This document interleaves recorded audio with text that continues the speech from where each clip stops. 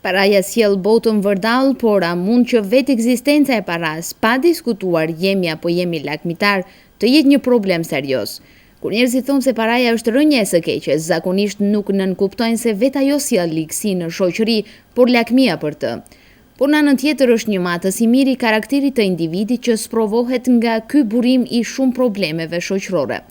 Problemi mbi paratë është bërë objekt studimi për shumë shkrimtar të vendit dhe të huaj botror, por edhe për aktorët gostivaras të cilët të martën do ta befasojnë publikun gostivaras me komedinë Lekët, e cila ka për synim që të shpalos të vërtetën se çka ndodh me një personalitet të shëndosh kur preket nga virusi i një shume të madhe të parave.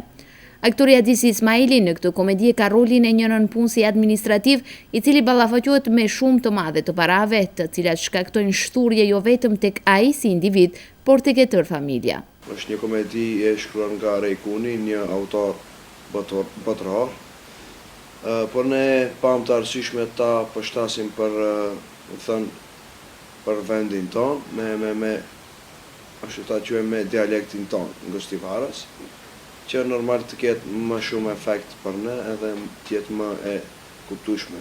Do të thonë të jetë e përshtatshme me situatat tonë. Kaltrina Sulejmani ka rolin e mysafires dhe esenca e saj në këtë rol ka për qëllim që të nxjerrë në pak faktin se askush nuk mund të jetë i rezistueshëm përballë një shume të madhe të parave dhe se në rrethana të këtilla çdo kush mundohet të përfitojë nga situata. Në këtë komedi unë kam rolin e një mysafireje, e kam një emrin Kaltrina atej.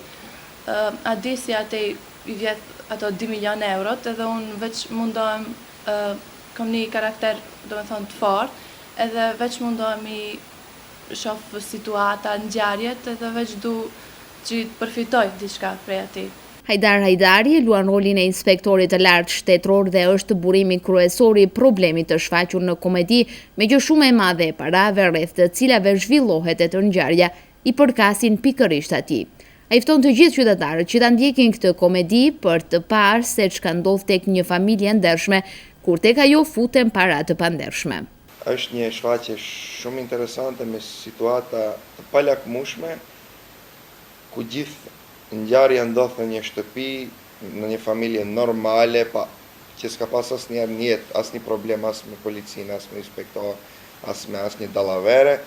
Dhe në moment ku në shtëpi vin një çantë me 2 milion euro, ndron gjithçka. Ndron edhe karakteri atij punëtorit të ndershëm, ndrojnë të gjithë karakteret që janë për momentin në atë shtëpi. Do t'i kisha lutur gjithë qytetarët që të jenë dëshmitar ditën e martë në ora 20 tek Pallati i Kulturës, ta shohin në fakt çfarë ndodh në një shtëpi të ndershme ku hin 2 milion euro të pista. Drejtori i Qendrës për Kulturë Luan Zengu thotë se për këtë komedi po punohet tashmë 3 muaj.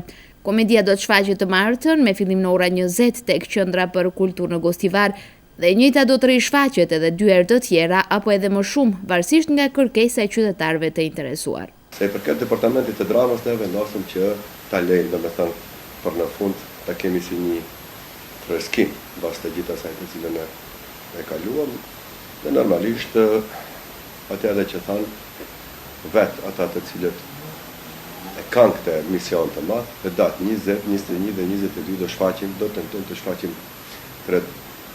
3 shfaqje teatrale. Po që se jetë kërkesa në sallën e kemi edhe më tuqe në disponim. Është projekt i cili përkrahet në mënyrë të drejtë përse drejtë nga komuna e Gostivarit.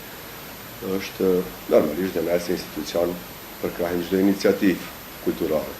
Pra të gjithë ata që dëshirojnë të shikojnë efektet e parave të pandershme tek një individ apo familje ndershme, le të paraqiten të martën me fillim në ora 20 tek Qendra për Kulturë në Gostivar.